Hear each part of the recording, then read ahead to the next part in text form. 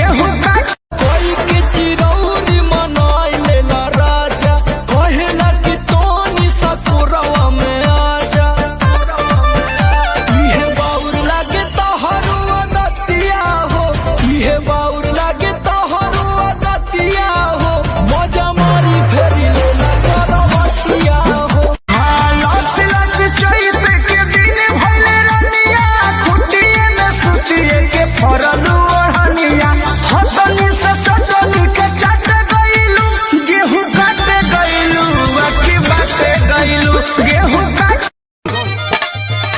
मजा मिली नहीं एसिया कुलरिया में, हाँ कुलरिया में, रानी जवन मजा पूर्वी बेअरिया में।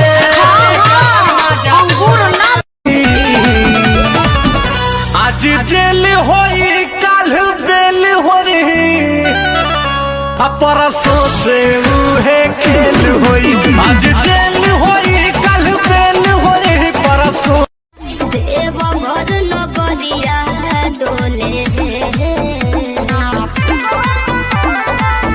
गंगा जी के जोई से लहरिया डोले, ओ सही कोरिया डोले।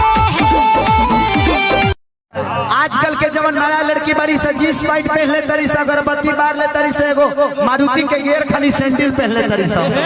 आ गाना कौन गाओ तरी से? आपकी ये दिल आशिकाना, ये दिल आशिक